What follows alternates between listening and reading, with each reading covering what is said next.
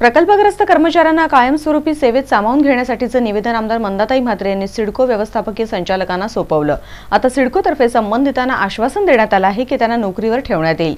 त्यामुळे एमव्हीटीव्हीला प्रतिक्रिया देताना प्रकल्पग्रस्त कर्मचाऱ्यांनी आनंद व्यक्त करत पाठपुराव्यासाठी आमदार मंदा म्हात्रेंचे आभार मानले आहेत।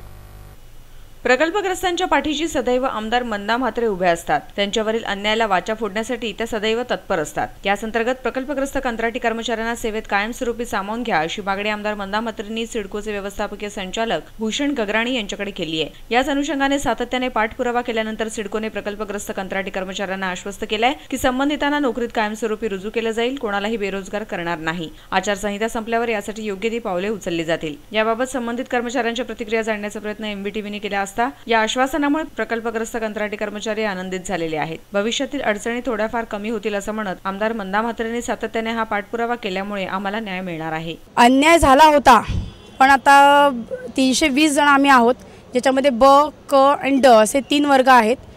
आज येथे निर्णय जो झालेला आहे तो क आणि ड वर्गासाठी झालेला आहे। जे 300 मंडळी आहेत आमची, जी क आणि ड वर्गामध्ये आज गेले 6 वर्षांपासून, काही 3 महिने 3 वर्ष असे 6 वर्षांपासून कार्यरत असलेली मंडळी आहेत।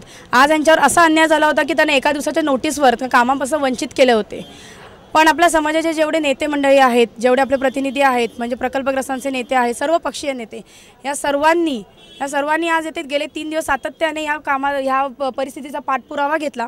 आणि आज आम्हाला JMD आमच्या प्राजक्ता मॅडम यांच्या थ्रू आम्हाला असा मेसेज मिळालेला आहे की आजपासून इथून हे 320 जण कामापासून वंचित राहणार नाही आणि आमच्यातर्फेही त्यांना पूर्ण सहकार्य राहील। त्यांची जी काही प्रोसिजर आहे ह्या त्यासाठी आम्ही त्यांना सहकार्य करू आणि आमच्या 320 जणांचं पण काम पूर्णपणे होईल। म्हणजे ब वर्ग जो आहे, जे अधिकारी वर्ग आहेत, त्यांच्यासाठी लवकरच निर्णय येणार आहे असा निरोप आलेला आहे आणि आम्ही आशा करतो की आम्हाला तोही पॉझिटिव्ह निर्णय येईल।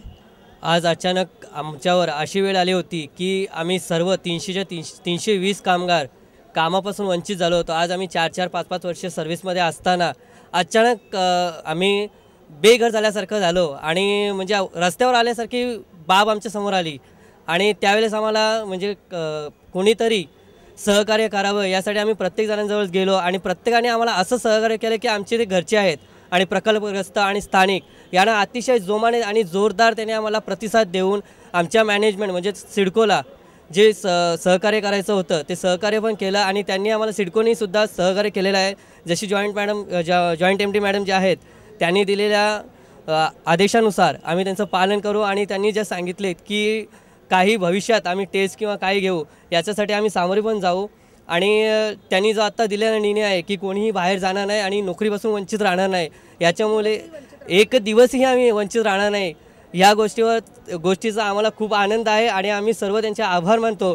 आणि आम्हाला सर्व नेते मंडळी तसेच इथे आलेले एकत्रित सर्व पक्ष आमच्याकडे येऊन आम्हाला त्यांनी सहकार्य केलं। आम्ही त्यांच्याकडे गेलो, आमच्या विनंतीला त्यांनी मान ठेवला, आम्हालासुद्धा त्यांनी मान दिलेला आहे आज समाजामध्ये।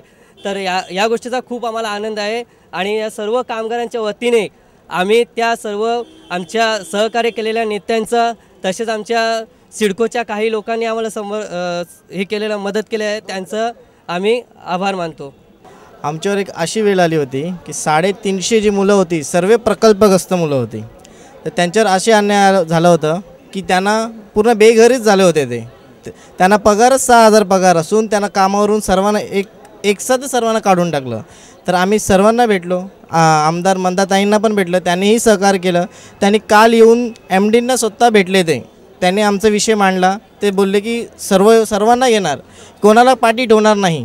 तर त्यांचं आभार आम्ही मानतो की ते आले, आमचे विनंतीला मान देऊन ते आमचं रक्षण करायसाठी आले। प्रकल्पग्रस्त कंत्राटी कामगारांना कोणतीही पूर्वसूचना न देता अन्याययुक्त पद्धतीने सेवेतून काढून टाकण्यात आल्याने हा प्रश्न उद्भवला आहे, ज्यावर आता तोडगा निघण्याची आशा आमदार मंदाताई म्हात्रे यांच्या पाठपुराव्यामुळे निर्माण झालेली आहे। कॅमेरामन सूरज कांबळेसह रिपोर्टर राज चव्हाण, MVTV।